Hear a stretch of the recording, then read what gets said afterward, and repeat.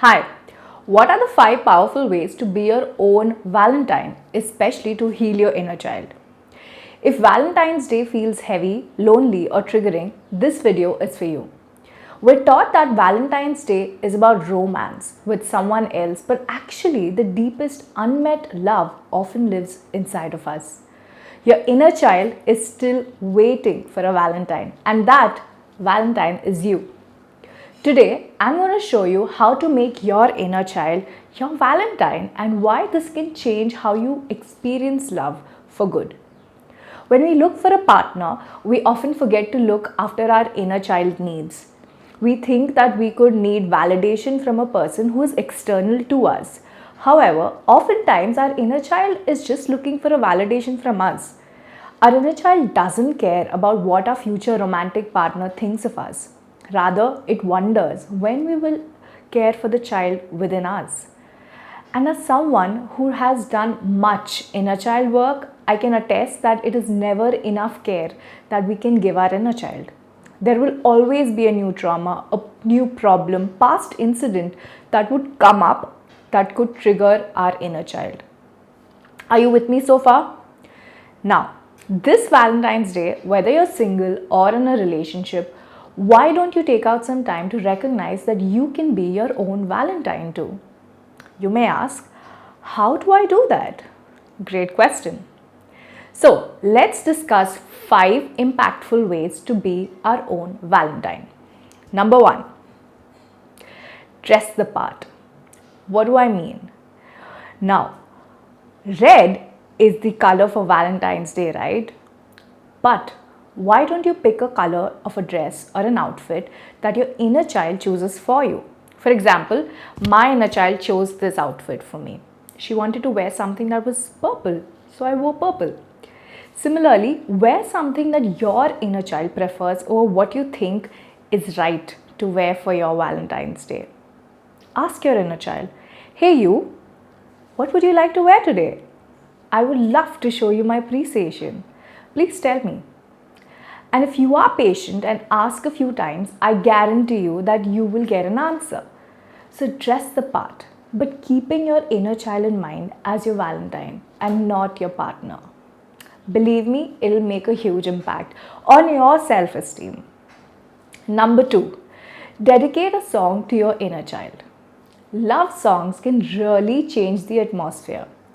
Do you remember the last time you were driving your car or your vehicle and listening to a love song, thinking about your partner or your future partner, dreaming about all the romantic possibilities? Come on, we've all been there, right? So why can't we do that for our inner child? Why can't we cherish our inner child through a song?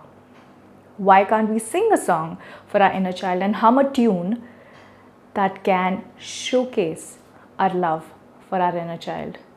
Why can't we dream about all the possibilities of showing love to our inner child, right? Moving on. Number 3, make a Valentine's Day card for your inner child. I know that if you've ever been in love and you've been in a relationship, you might have received a Valentine's Day card or you might have given a Valentine's Day card to somebody. And it's always sweet to give and receive a card, right? And it would be so sweet if we did that for our inner child. Think about it. You can write about everything you feel about yourself that is loving, kind, and complimenting of your inner child. You can also write 10 things you really like about your inner child or yourself in the card and read it out loud to yourself and your partner. What the hell? Include him too. Or include her too. Number 4, paint an artwork for your inner child and express your emotions to it. I love working with art. In fact, I have built an online space that supports artists and sensitive souls. I do believe that painting can solve a lot of problems, and one of those problems is that it can help us express ourselves. So express your emotions to your inner child. And even better, understand your inner child's emotions through art. Who knows, you might discover a whole new side to yourself. Number 5, do an inner child healing meditation. Often, we are stuck in our busy lives, hustling and tending to our needs of our material demands. So, this Valentine's Day, you can pause and take out some time to meditate and connect with your inner child. Pick a spot in nature or in the wild or in your garden or your freaking room. Doesn't matter. Put on something soothing in regards to music, burn a candle, and go within. Ask your inner child how it is doing, what it needs, and what it is feeling. Be with it, stay with it, listen to it. And those 5 awesome ways to be your own Valentine? I'm going to indulge in these 5 ways to connect to my inner child today. Let me know which resonates with you and which one you choose. Oh, what the hell? Do all the 5. Your inner child will just feel loved. There's nothing for you to lose, right? Now, why do I emphasize on building a connection with your inner child on Valentine's Day specifically? Let me share a story that's very close to my heart. Now, I have been single for the past 8 to 9 years and just about have started looking for a romantic connection. It's been 8 to 9 years that I've spent just by myself, with myself, and developing a very deep connection with my inner child and different parts of myself. And in doing so, I realized that there were so many things about me that I did not know, especially in regards to my inner child, what I felt, what I thought, what I really wanted. And it was really helpful when I would use different techniques and tools to sit down and spend time with my inner child and actually reflect that what are my needs of my inner child, because they could be very dissimilar to what we think our adult parental needs are, right? And often when we don't follow our inner child's needs, they can be internal conflicts. We can have emotional bouts, we can store emotions that might seem very unfamiliar, foreign to us. We don't know what to do about it, we don't know where it's coming from. And it's really important to deal with those emotions, because if we don't, there will always be an inner dialogue that's opposing, and we will always keep wondering as to why we are feeling a certain way, why we are thinking a certain way, why we are doing things a certain way, and all the 3 can be different. So, in the past few years, I've spent Valentine's Day just being by myself, going on coffee dates, tea dates with myself, writing to myself, writing notes to myself, singing songs to myself, doing a lot of affirmations, mirror work, painting my emotions, and expressing myself to my inner child and understanding what my inner child truly feels. And this might seem as a very abstract theory, but once you start spending time doing it, you will realize that there is a new world that you end up discovering that's your own, very intimate, and very different from what you might think it could have been. For example, I thought that I was okay with the friends I was making in my life at one point. But when I started doing inner child work, I realized that I was not happy with my decisions. I was not happy with the company I was in. I was not happy with the quality of friendships in my life. I was not happy the way I spoke about myself, thought about myself, or just gave away too much of myself in relationships. And it was only when I did inner child work did I understand that my inner child was so angry with me, so resentful of me, that I made those decisions, that I made those thoughts and emotions towards myself, almost hurting myself. And I always thought my inner child was happy about it and was just taking it lightly, but she wasn't, or it wasn't, and it stored a lot of anger and resentment in different parts of my body.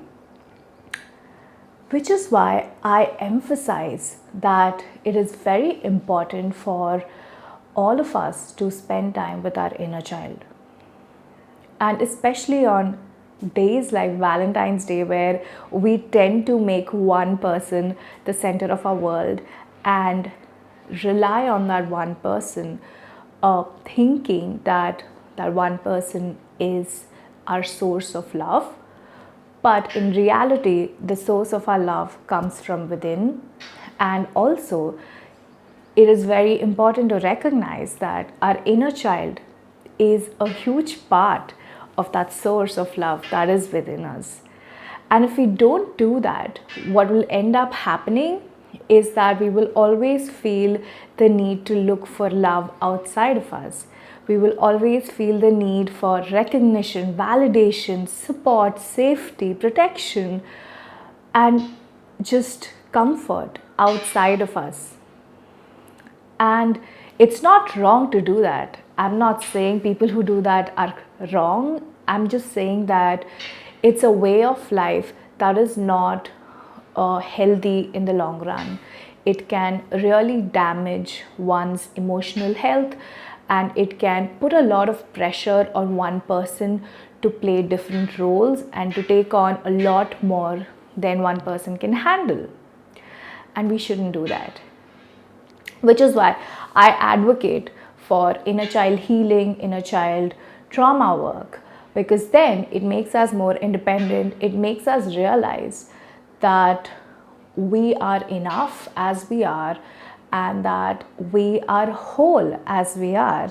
And even if our inner child is pissed off with us, like my inner child was, almost on the verge of being extremely sort of tantrum throwing, it's okay. The relationship between us and our inner child doesn't have to be perfect. It just has to begin and sustain.